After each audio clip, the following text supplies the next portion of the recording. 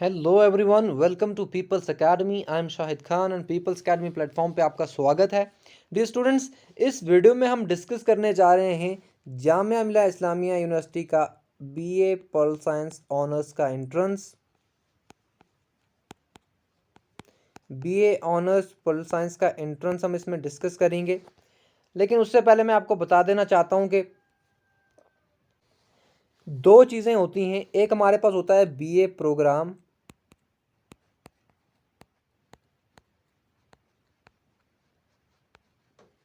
दूसरा हमारे पास होता है BA honours. Okay, BA honours.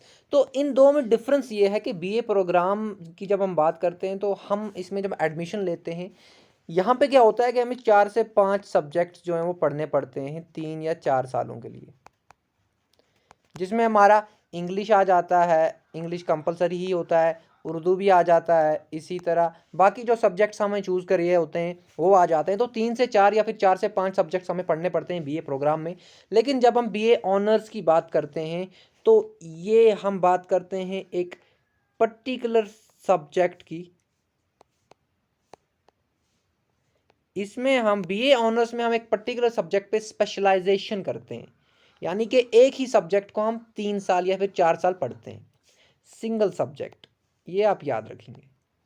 लेकिन बीए प्रोग्राम में क्या होता है कि 4 से 5 सब्जेक्ट्स होते हैं। यहाँ पे एक ही होगा। अगर बीए ऑनर्स पॉलिटिकल साइंस है तो फिर आपको 3 साल या 4 साल सिर्फ पॉलिटिकल साइंस ही पढ़नी है। बीए ऑनर्स हिस्ट्री है तो सिर्फ हिस्ट्री ही 3 या 4 साल पढ़नी है आपको। लेकिन बीए प्रोग्राम की बात करें तो आप इसमें 4 से 5 सब्जेक्ट आपको लेने पड़ते हैं। ओके, तो ये है डिफरेंस। एंड इसके साथ साथ मैं आपको ये भी बता दूं कि मैंने आपसे कहा था कि एनटीए जो है, नेशनल टेस्टिंग एजेंसी, अब वो एक कॉमन इंट्रेंस टेस्ट लेगी सेंट्रल यूनिवर्सिटीज़ की अंडर ग्रेजुएट कोर्सेज के लिए। ध्यान से सुनिएगा, एनटीए एंट्रेंस टेस्ट अब लेगी सेंट्रल यूनिवर्सिटीज़ की अंडर ग्रेजुएट कोर्सेज के लिए। ये मैं आपको बता चुका हूँ।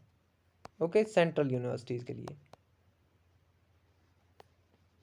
लेकिन अंडर ग्रेजुएट कोर्सेज ये भी आप याद रखेंगे। लेकिन मैं आपको ये भी बता दूं कि बहुत सारी यूनिवर्सिटीज़ में हर एक कोर्स के लिए ये एंट्रेंस नहीं होगा।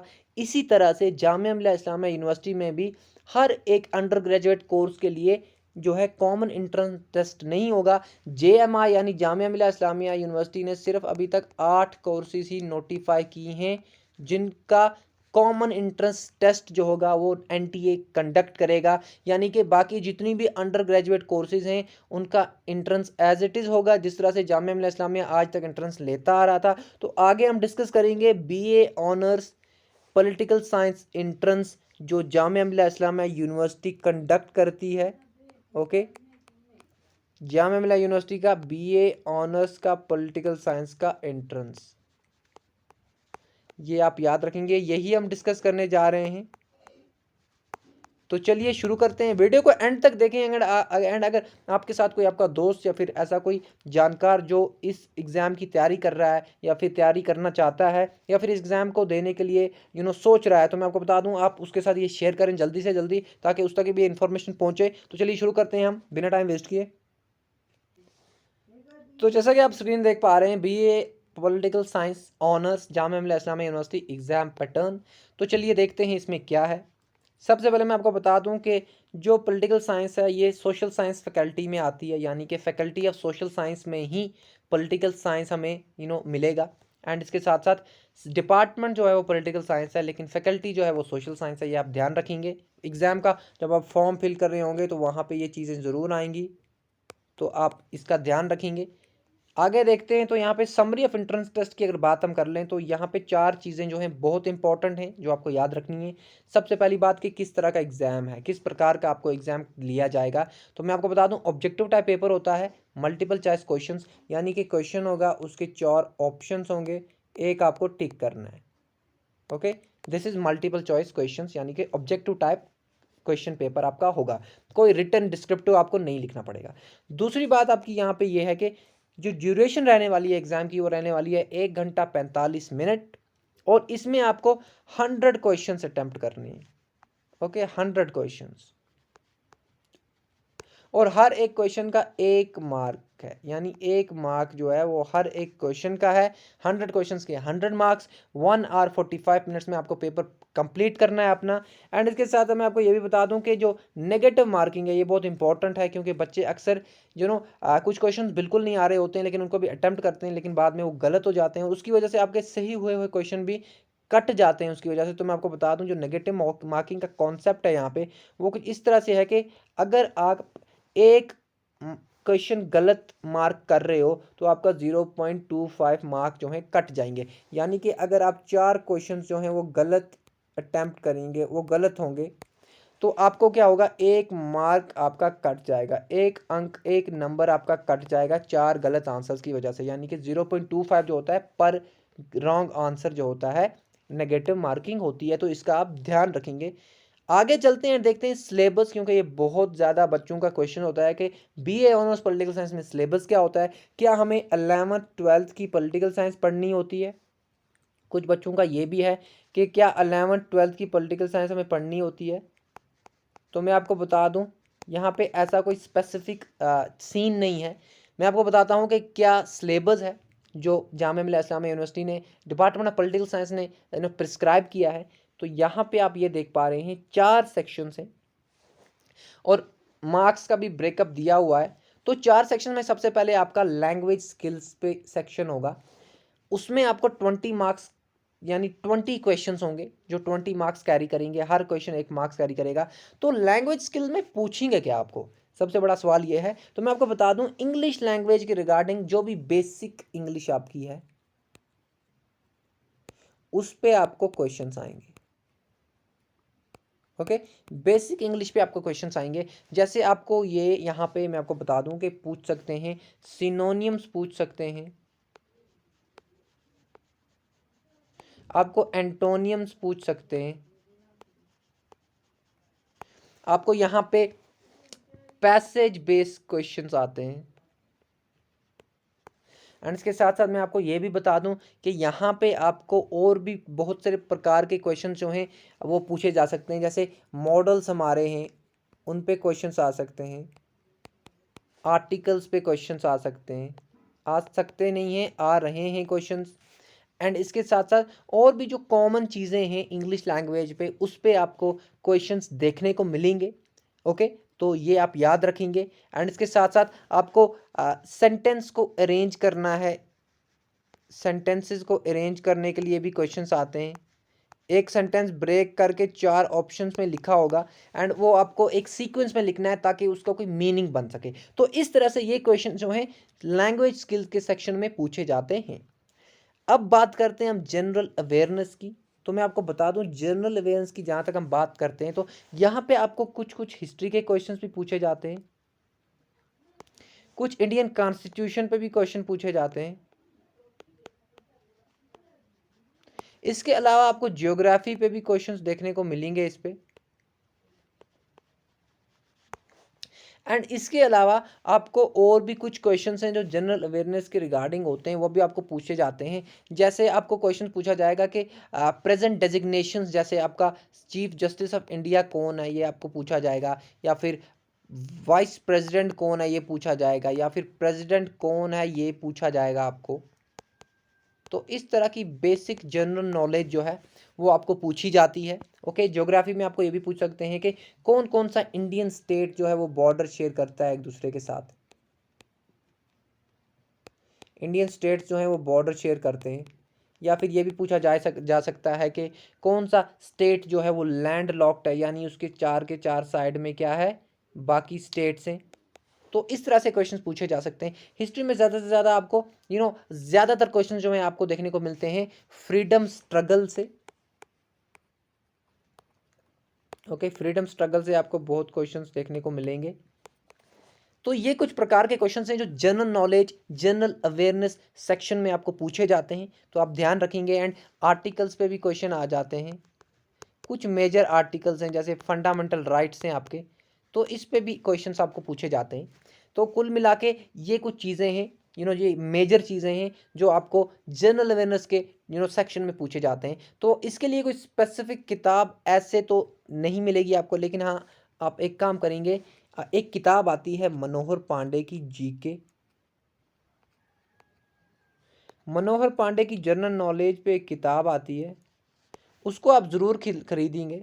जीके पे ये किताब है एंड उसमें से इंडियन हिस्ट्री का मॉडर्न जो साइड है वो आप पढ़ लेंगे। ऐसे ही इंडियन कॉन्स्टिट्यूशन के बारे में आप पढ़ लेंगे, बहुत सारी जानकारी उसमें आपको मिल जाएगी। इसी तरह ज्योग्राफी के रिगार्डिंग आपको इंडियन स्टेट्स या फिर टेरिटरीज, बॉर्डर्स वगैरह इसके रिगार्डिंग भी आपको यहाँ पे चीज़ें मिल जाएंगी, तो आप पढ़ लेंगे। ओके, एंड इसके साथ साथ आपको यहाँ पे अवार्ड्स पे भी क्वेश्चंस आते हैं, तो ये भी आपको ये किताब में मिल जाएंगे। तो ऑल इन वन मैं आपको बता दूं कि ये किताब जो है बहुत इंपॉर्टेंट है जहाँ तक आपका एग्जाम का ये सेक्शन जो है कंसर्न है, तो आप इसको ज़रूर खरीदिएगा। एंड इसके साथ मैं आपको बता दूं तीसरा सेक्शन जो आपका है रीजनिंग।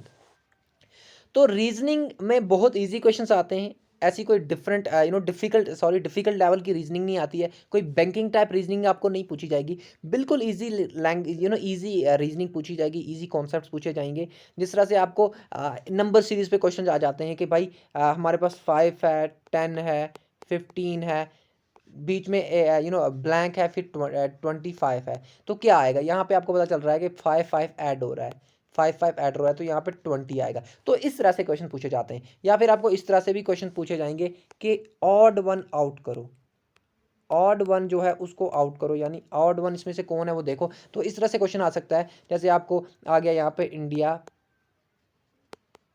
पाकिस्तान,